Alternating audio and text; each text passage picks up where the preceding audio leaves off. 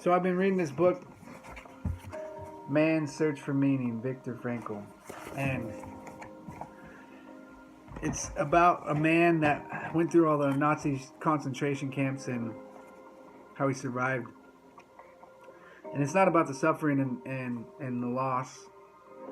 It's more about the strength and survival, and about how he found meaning. And in the book he says, he who has a why to live can bear almost any how. And you think about that guy, in this book he describes some things, but he found the why. He found a reason to live, a reason to keep going. And he said he kept himself alive a lot by the hope of thinking of his wife and seeing her again, dreaming that he was going to be able to go lecture people about the psychological lessons that he learned from the experience. He just kept himself mentally, just had that hope. And he talked about life is not primarily a quest for pleasure or a quest for power, but a quest for meaning. The greatest task for any person is to find meaning in his or her life. And he said, suffering in and of itself is meaningless. We give our suffering meaning by the way in which we respond to it. I mean, this is a guy who went through suffering, and he's saying meaningless, and he chose to respond courageously, and he talked about forces beyond your control can take away everything you possess except one thing: your freedom to choose how you will respond to the situation. You cannot control what happens to you in life, but you can always control what you feel and do about what happens to you. I mean, this is a guy that went through probably the worst things that you could probably think of, and seen some of the worst things that you could think of, in those concentration camps.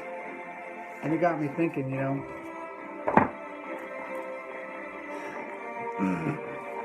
he didn't know the reason for pain. He didn't know for that moment, but he found meaning in the future. He didn't find meaning in that moment that he was in, but he found meaning and hope in the future. So it pertains to everybody right now, and anybody that's listening to this. You may not find meaning in your pain. We can't compare it to Viktor Frankl's pain right there. But if we take that metaphor, you take that scenario, what he did is he found meaning in the future. He found a hope to cling on to, because we go through these pains and stuff. And if that story right there, you can pertain it to your life, like this guy found purpose and hope in the ugliest part of his life, in the scariest part of his life. That means you can do that too. You may think you're going through something,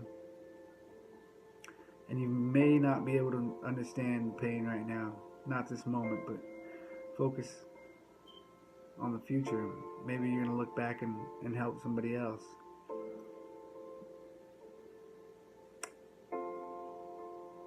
I just think that there's something inside everybody that's never ending. And we all have this purpose. And only you know that.